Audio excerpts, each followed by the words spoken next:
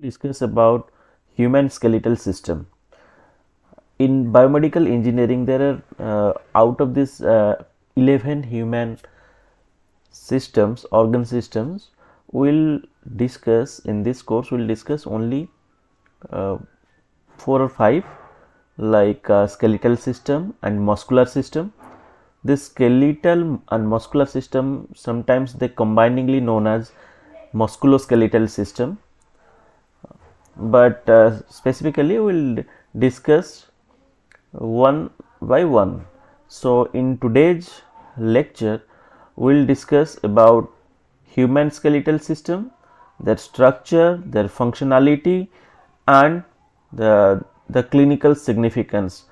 Why a biomedical engineer must know about these systems. Uh, so we'll start. Basically, this is one you can mark here in this figure. We have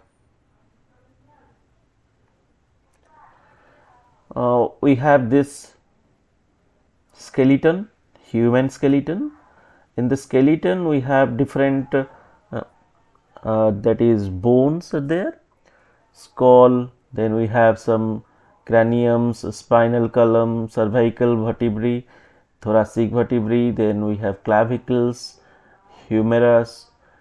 Then we have sternum, scapula, lumbar vertebrae, sacrum vertebrae, coccyx, femur, patella, tibia, fibula, dorsal, metatarsal, phalanges. Like that, we have number of different bones. And as you can mark here, our spinal cord, we have also separated with different 5 different categories, like cervical spine, then thoracic spine, lumbar spine, sacrum spine, and coccyx spine. So we'll see one by one how the structure varies, what they are called, and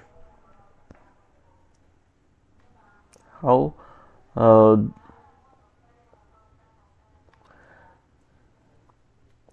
this will helpful, or we can classify. So what is the skeletal system? Basically, we can mark our skeletal system consists of bones, cartilages, ligaments, and tendons. So in an adult, 206 means 206 number of bones are found typically, and approximately 300 to 306, more than 300 bones are found in a newborn baby, because while at the time of birth some of the bones are not calcified, or they are not means that process, hardening process was not started, they are flexible enough. So the dynamic structure that continuously remodels throughout the life. So once the human will forwarding from its infant stage to adult stage, ossification process takes place. Ossification means, you can mark, the deposition of calcium and other minerals, and in some it will deposited in the cartilage to harden it and to make a solid bone. So that is why the number of bones will reduced, and basically this ossification takes place in this skull region, spine, and pelvis region, to reduce the number of bones from 300 around 300 to 206. And our different bones means this tissue, this skeletal system, they contains different types of bone matrix, then osteocytes, then blood vessels, and nerves. So it completes that system. Our total bones, out of this total 206 bones, we can separate them into 2 different skeletal systems.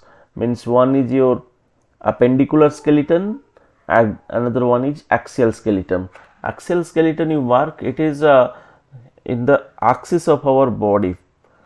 So skull, hyoid bone, chest, then vertebral column. So all these, the ribs, rib cages. So these are uh, falling inside in the category of axial skeleton. Similarly, in appendicular skeleton, all the upper and lower extremities, then we have your pelvic and pectoral girdles. So these comprises the appendicular skeleton. So by count, the axial skeleton or consists of about 80 bones, and appendicular skeleton is about 126 bones.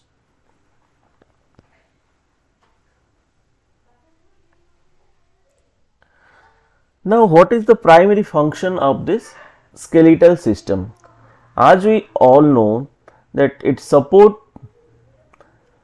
the movement, it gives a support to our body, it gives the support to attach different organs to our skeleton, and also it provides a movement. So that is why sometimes it is also known as along with muscular system, it is also known as locomotor system. So movement also, it is as it is a hard part, hardened, so it gives act as a lever for movement. So provides structural framework and attachment for muscles, and also it gives protection to our internal organs like brain, heart, lungs, spinal cord. Similarly, it has a vital role playing in case of a homeostasis, mineral homeostasis, because it stores and release at the time of requirement, it stores and release calcium and phosphate. Then the cells inside it, you can mark here in the bone cross section. Inside we have some cells, like at this portion you can mark this portion is your red bone marrow. So this red marrow produces blood cells and immune components, and that is why these cells are known as hematopoiesis. This process is known as hematopoiesis, and that those type of these cells are called hematopoietic cells. Energy storage occurs in yellow marrow, stores triglycerides for energy. Here you can mark for energy inside bone, these yellow bone marrows, they contain triglycerides, and that has been converted to energy at the time of requirement. Similarly, shock absorption, it reduces impact during movement and physical activity. Then acid base balance, it regulates pH through mineral exchange of calcium and phosphate, and also endocrine regulation to produces osteocalcin for glucose homeostasis. So here is a typical bone cross section where the bone is divided into these types, diaphysis and distal. One is your growth zone, that is your proximal epiphysis. Middle part of this bone is your diaphysis, and end of the bone is distal epiphysis. In between that, we can find at the top of this proximal epiphysis, it is covered with articular cartilages. We will discuss why this cartilage will there. And also, if you make a anatomy of this bone, we will find spongy bones in between, and the outer covering is periosteum membrane. Then inside that periosteum membrane, the hard bone is there, that is diaphysis. Then inside that we have yellow bone marrows, which are helping or which are the storage place of triglycerides. Then inside that yellow bone marrow, the arteries are providing the, or they are supplying blood to the endosternum and also to the inside that spongy bone or bone marrow, they are supplying blood to that. This is all about the bone internal structure. If somebody asks what is a homeostasis in this medical science, that homeostasis is the regulation of internal condition such as regulating temperature, regulating your pH, regulating fluids and glucose within narrow limits to ensure a normal physiological function. So this process is known as homeostasis. That means inside our body, if at some point in temperature rises, then it has to be spread all over the body to neutralize it. Otherwise, there is a non-uniformity of temperature in our body. It will affect our physiology.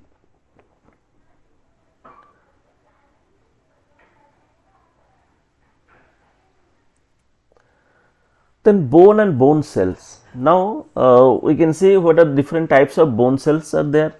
Some bone cells are known as osteogenic bone cells. These osteogenic bone cells are stem cells that differentiate into osteoblasts. Actually, osteoblasts are the process of bone formation. Means the bone forming cells are known as osteoblasts. They secrete osteoids or collagen matrix, and it has been derived from osteogenic cells. Then we have osteocytes. They are the mature bones. Once osteoblast means bone has been formed, then they go for maturing by. So mature bone cell embedded in mineralized matrix maintain bone and sense mechanical stress. As you can mark here, we have osteogenic cells, then the osteoblast process taken place, or osteoblast cells are there. Then we have that form into osteocytes, and then we have osteoclasts. Osteoclasts means the removal of old cells, old bone cells. So that is your large multinucleated cells responsible for bone resorption. So removal of formation of new bones is through osteoblast, and removal is through osteoclast. Then red bone marrows, actually they are hematopoiesis, as we have already discussed. From that zone, RBC, WBC and platelets are generated. And yellow bone marrow, they stores fat or triglycerides which can convert into energy at the time of requirement and can revert to red marrow if needed. Then inside the bone we have, here you can mark, inside this bone we have spongy tissues that is houses the red marrow, red bone marrow, and outer side is compact bone. That compact bone provides mechanical strength as they are very hard, and in between that the blood vessels are supplying blood to the spongy bone.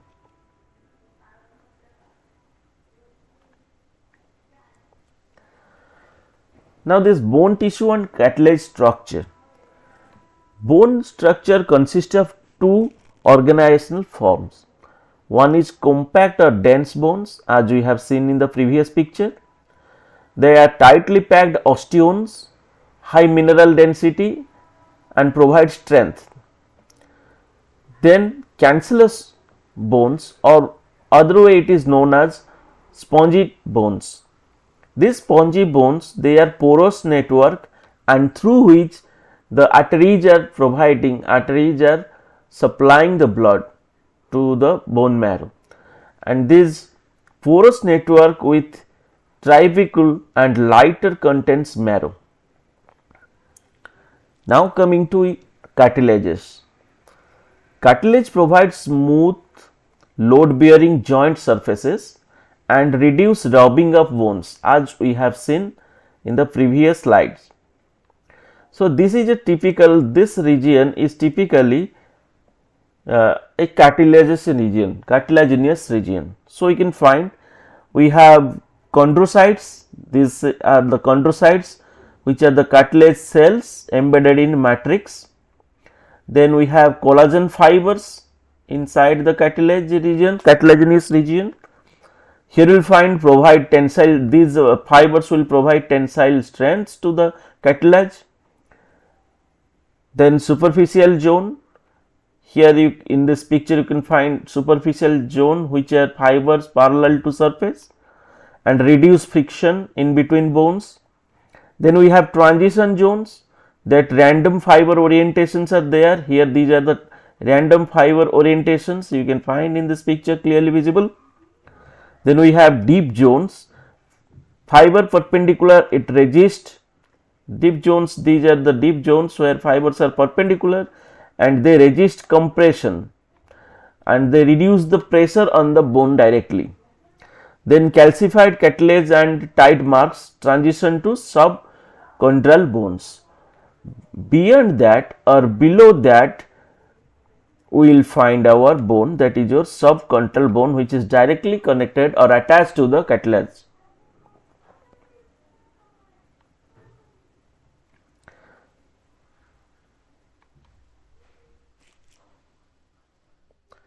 Next, the bone and the joint classifications. In our body, we have different types of bone classified according to their size and shape.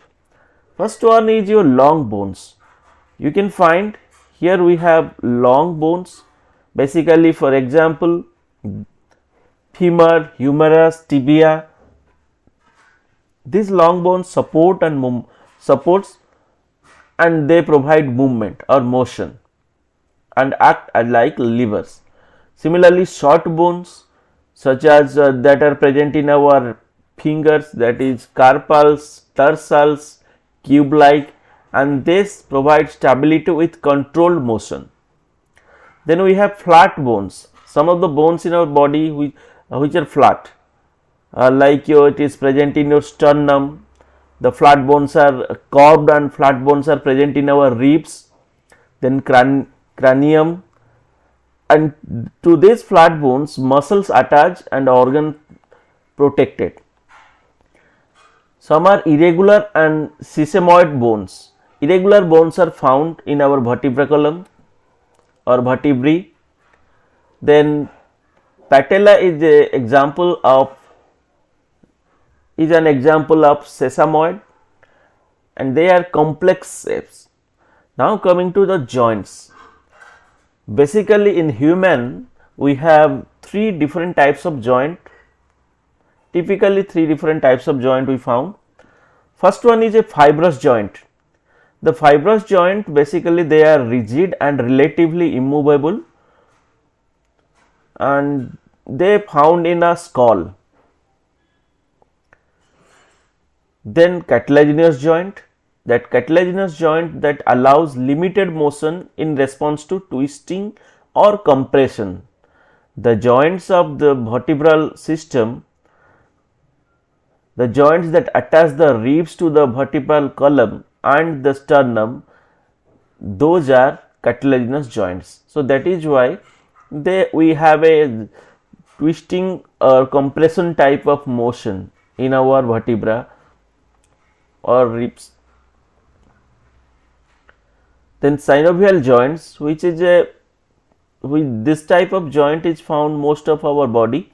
More different types of joints which are present in our body, most of the out of them are synovial joints. Have fluid filled joint cavities. This synovial joint is present inside one synovial cavity which is filled with a joint, filled with fluids. It acts as a lubricant. That cartilage that covers the articulating bones, and these cartilages they reduce the rubbing of the bones, and the ligaments that help hold the joints together. Example is our knee joints. As we all know that ligaments are bone bands of tissue that connect bones to other bones, and tendons are cords that connect muscle to bones. Now this is one picture of a typical synovial joint.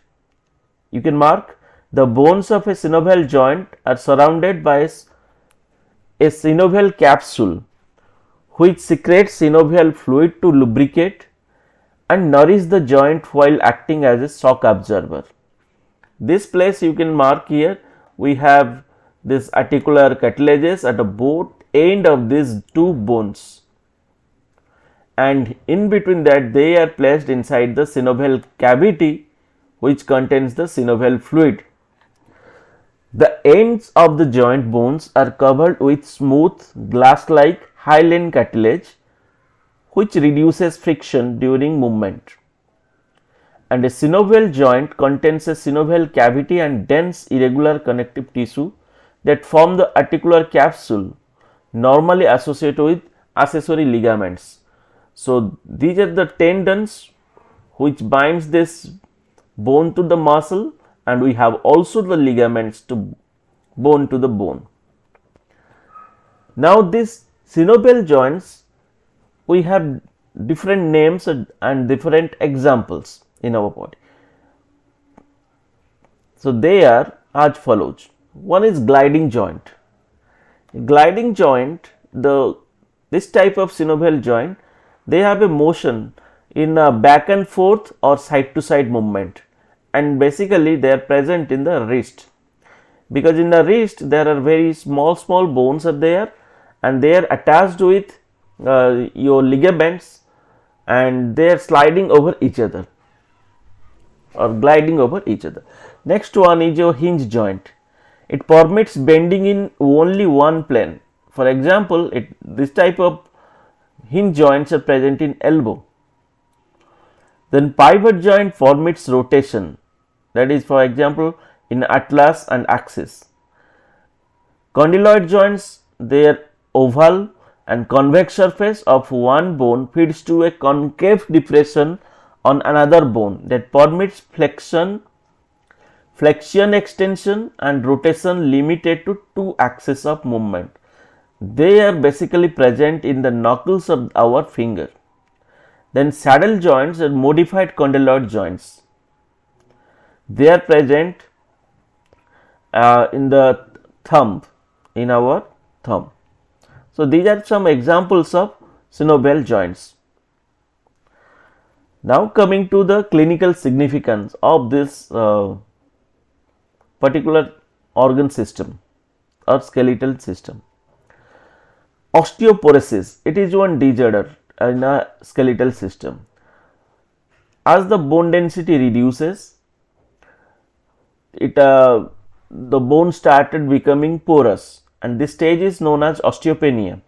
And now when there is a reduced bone density and there is a risk of fracture, especially in the case of aging and omens, so this condition is known as osteoporosis. At that point the bone become very brittle, e.g. They are more prone to fractures. Then osteoarthritis. The cartilages degenerate in joints causing pain and mobility losses. As you can mark here, in a normal joint, synovial joint, these cartilages are healthy, but one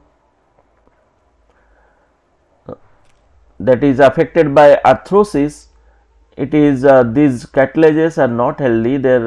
You can see here they are called inflamed joint and we can have, due to the reduction in the synovial fluid, the cartilages start rubbing with each other, the friction increases, and due to that the rupture will occur, or you can say that the wear and tear occurs in the case of your cartilages at that point. So this state is known as osteoarthritis. In some cases you need to, due to the swelling and pain is so heavy that you have to replace that knee with artificial knee. Then rheumatoid arthritis, it is one autoimmune joint inflammation and bone erosion. Rheumatism is a general non-specific term used to describe pain, stiffness and inflammation affecting joint, muscles and connective tissue. It basically occurs in elbow, in case of your hand, wrist, or any joint like knee, also in ankle we can feel that. So here you can find the difference between a healthy and one rheumatic joint. It is very painful.